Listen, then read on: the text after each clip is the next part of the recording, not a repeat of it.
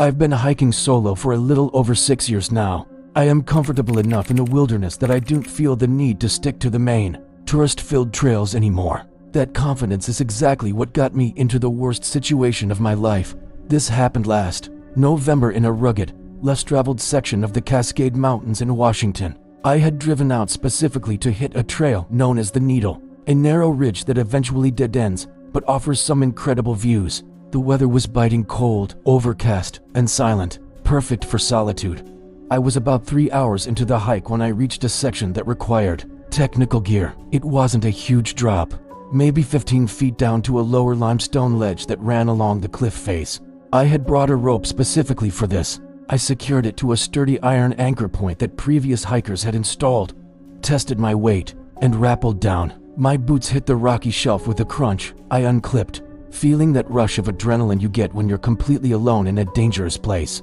But as soon as I stood up and brushed the dust off my pants, I heard a sound that made my blood freeze. It was the sound of heavy boots dragging against stone, coming from right above me. I spun around and looked up at the ledge I had just descended from. Standing there, exactly where my rope was anchored, was a man. He wasn't dressed like a hiker. He was wearing oversized, filthy cargo pants and a torn flannel jacket that looked like it had been rotting in the woods for years. His hair was matted and wild, and he was staring down at me with an expression of pure, dead calm. He didn't look surprised to see me.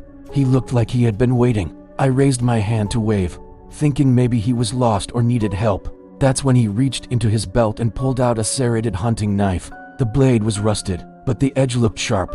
He didn't say a word. He didn't scream or threaten me. He just crouched down, locked eyes with me, and began sawing at my rope. I started screaming. I yelled at him to stop, asking him what the hell he was doing. I told him that was my only way back up. The cliff walls were sheer granite. There was no way to climb them without gear. He ignored my shouting completely. With one final jerk of the knife, the rope snapped and fell into a pile at my feet. The man stood up, wiped the blade on his pants, and then just sat down on the edge, dangling his legs over the side. He was watching me. He was blocking my exit and waiting to see what I would do. It dawned on me then that he wasn't trying to kill me right there. He was hurting me. The only way for me to go was forward, deeper along the narrowing ledge. I turned and started walking, my heart hammering against my ribs. I kept looking back, but he didn't follow. He just watched. The ledge I was on was narrow, maybe 4 feet wide, with a 1,000-foot drop on one side and a solid wall on the other. I walked for maybe 40 minutes, the panic rising with every step. The silence of the mountains felt heavy, suffocating. Then, the smell hit me. It smelled like wet rot and old fabric. I turned a sharp corner round a rock face and froze. Tucked into a shallow cave in the cliffside was a pile of gear. It wasn't trash. It was hiking backpacks, trekking poles, water bottles, and boots, dozens of them. They were stacked in a weird, spiral pattern. In the center of the pile sat 3 animal skulls, painted with red symbols I didn't recognize. This wasn't a dump site, it was a trophy room. I realized with horror that I wasn't the first person that guy had trapped down here. And then, the whistling started. It came from ahead of me, further down the trail. A sharp, piercing whistle. A second later, an answering whistle came from behind me from where the man with the knife had been. They were communicating. I wasn't dealing with a lone psycho. I was in the middle of a hunt. I didn't think, I just ran. The terrain was treacherous, covered in loose shale that slipped under my boots. I risked breaking an ankle with every step, but I didn't care. The whistling was getting louder, closer, echoing off the canyon walls. I could hear rocks tumbling behind me. Someone was running after me. I rounded a bend and saw the end of the trail. The ledge simply stopped. There was a fissure, a gap about 8 feet wide, separating my ledge from the main mountain trail on the other side. Below the gap was nothing but air. I could hear the footsteps crunching on the gravel behind me, closing in fast. I didn't have time to hesitate. I didn't have time to calculate the jump. I threw my heavy backpack across the gap. First to shed the weight, I backed up as far as I could, took a deep breath, and sprinted. I launched myself into the air. For a split second, I was suspended over the drop, and I was sure I wasn't going to make it. My chest slammed into the rocky edge of the other side, knocking the wind out of me. I scrambled, clawing at the dirt and roots, pulling myself up just as my feet slipped. I rolled onto solid ground, gasping for air. I looked back across the gap. 3 men were standing on the ledge I had just escaped from. They were all dressed in similar rags, standing perfectly still in a row, They didn't yell. They didn't throw rocks. They just watched me. One of them slowly raised a hand and waved goodbye. I ran the remaining 5 miles to my car without stopping once. I was exhausted, dehydrated, and terrified. But I didn't slow down until I was locked inside my vehicle. I reported it to the rangers, but they said that area is prone to rock slides and the terrain changes constantly. They never found the men or the pile of gear, but I know what I saw. I haven't gone hiking alone since, and I don't think I ever will again.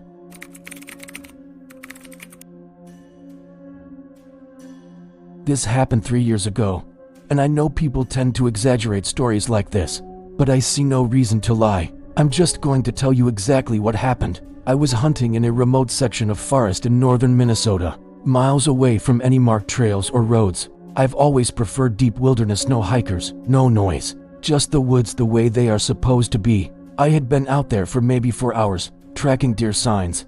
It was a standard afternoon until everything changed in a single second. If you spend enough time in the woods, you know that absolute silence doesn't exist. There is always the wind in the leaves, the chirping of birds, the rustle of squirrels. But suddenly, it was like someone flipped a switch. The birds stopped singing. The wind died completely. The forest went dead silent. It was a heavy, pressurized silence, the kind that makes your ears pop. I gripped my rifle tighter, scanning the trees. My first thought was a predator. Usually, when the woods go quiet, it means a bear or a mountain lion is nearby. But this felt different. The air felt charged with static, like right before a lightning strike. Suddenly, the brush to my left exploded with noise. I spun around, raising my rifle, expecting to be charged. A massive bull moose burst through the thicket. If you've never seen a moose up close, they are gigantic, intimidating animals. But this one, it was terrified. Its eyes were rolling back in its head. White foam was dripping from its mouth, and it was sprinting blindly. It ran right past me, not even 10 feet away. It didn't even look at me. It was running for its life, fleeing from something behind it. I stood there, heart pounding in my throat. A moose is the king of these woods. For something to scare a 1,000-pound animal into that kind of blind panic, it had to be something unnatural. I knew I should run. Every instinct in my body told me to follow the moose. But curiosity is a dangerous thing. I looked in the direction the animal had come from.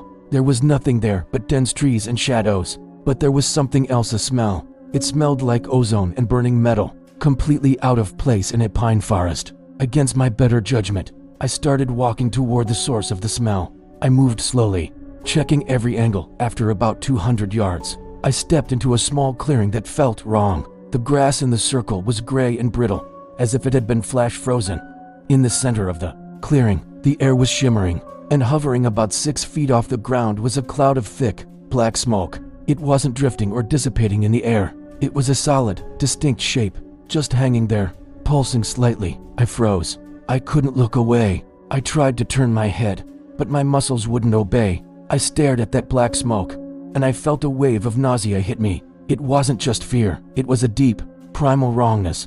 It felt like I was looking at something that shouldn't exist in our reality. The silence in that clearing was so loud it hurt my head. I remember taking one step closer. I remember the smell of burning metal getting so strong I could taste it. And then, nothing. The lights went out. I woke up gasping for air, face down in the dirt. My head was pounding like I had a severe concussion. I pushed myself up, disoriented, trying to grab my rifle, but it wasn't there. I looked around. I wasn't in the clearing anymore. I was kneeling on the gravel shoulder of an old logging road. I checked my watch and my blood ran cold. It was 7 p.m. The sun was setting. When I had stepped into that clearing, it was barely 3 p.m. 4 hours. I had lost 4 entire hours of my life.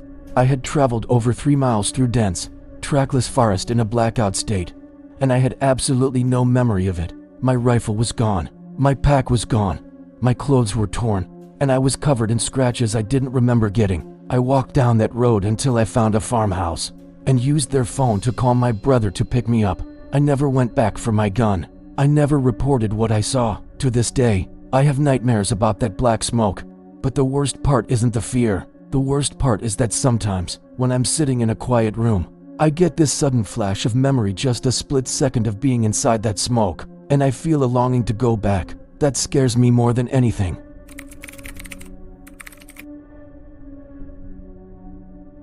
Back when I was 18, my friends and I loved to go camping. We were seniors in high school, feeling invincible. And we spent almost every weekend in the woods. Because we were going to remote spots, my dad allowed me to borrow his handgun, a Taurus 9mm, strictly for protection against wild animals. I never thought I'd have to use it on people. This happened in February. Me, my girlfriend Megan, my friend Colin, and his girlfriend and decided to drive up to the Ozarks for a weekend backpacking trip. We wanted to see some natural waterfalls and camp off the grid. We arrived late, hiked in about 3 miles, and set up camp. The first sign that something was wrong happened around noon the next day. We were hiking toward a waterfall when Ann grabbed my arm. "Don't look now," she whispered. "But there is someone watching us." Naturally, I looked. About 50 yards back, half hidden behind a thick oak tree, was a man. He was freakishly tall and skinny, wearing dirty clothes that blended in with the bark. He wasn't hiking. He was just standing there, staring at us. Beside him, I noticed movement. A woman stepped out. She was just as tall, just as dirty. They looked like twins. I yelled out to them, asking if they needed help. They didn't respond. They just turned around and walked stiffly back into the dense brush. It creeped us out, but we tried to laugh it off. We joked that they were just weird locals. We were for healthy teenagers with a gun. We felt safe. We found a beautiful spot near a creek to set up camp for the night. We cooked dinner, drank some beers, and tried to forget about the weird couple. By midnight, we were all exhausted. Colin and Ann went to their tent, and Megan and I climbed into ours. I was just drifting off to sleep when I heard it crunch, crunch, crunch. Leaves breaking under heavy footsteps, right outside the tent. I sat up, grabbing the gun from my bag. Megan squeezed my hand, terrified. "Is that Colin?" she whispered. "Colin," I called out. "Quit messing around, man." From the darkness outside, a voice replied, but it wasn't Colin. It was a high-pitched, wheezing giggle. Then a voice whispered, "Colin's asleep." My heart stopped. I unzipped the tent flap and scrambled out, aiming the flashlight and the gun into the dark. "Get the hell away from us!" I screamed. I saw shapes moving in the shadows, retreating behind the trees, but I didn't fire. I didn't want to shoot someone if I wasn't sure. We stayed awake the rest of the night, huddled together, but nothing else happened. The next day, we decided to cut the trip short. We packed up and started hiking back toward the car, which was about 6 miles away. But as the sun started to set, we realized we weren't going to make it out before dark. We were forced to set up camp one last time, just a mile from the trailhead. We were close to safety, so we let our guard down a little. That was a mistake. At 2 a.m., I woke up to a sound that I will never forget. The sound of fabric ripping. I opened my eyes and looked up, illuminated by the moonlight filtering through the trees. I saw a blade slicing through the roof of our tent, right above my face. A long, rusted machete blade. I didn't think. I screamed, grabbed the gun, and racked the slide. The sound of the weapon chambering around is loud and unmistakable. The knife stopped moving. A hand reached through the hole in the tent, trying to grab me. "I have a gun," I roared. "I will shoot you." The voice from outside laughed again. "Liar," it hissed. I pointed the gun upward, away from my friends but to the roof of the tent, and pulled the trigger. Bang! The gunshot was deafening in the quiet woods. My ears rang. Immediately, the laughter turned into screaming, not screams of pain, but of rage. "You cheated, you cheated," the voice shrieked. We heard footsteps sprinting away, crashing through the bushes. Colin and Ann were screaming in the tent next to us. "Pack everything now," I yelled. We didn't even bother taking down the tents. We grabbed our backpacks, left the camping gear behind, and ran. We ran that final mile in pitch-black darkness, with me holding the gun and the flashlight in front. We made it to the car, locked the doors, and peeled out of the parking lot. We didn't stop driving until we hit a diner 2 towns over. We never called the police. We were just kids, and we were scared we'd get in trouble for firing a gun. But I think about that night all the time. I think about how confident that voice was when he called me a liar. He didn't think I had it in me to defend myself. And I wonder what would have happened if I hadn't pulled that trigger.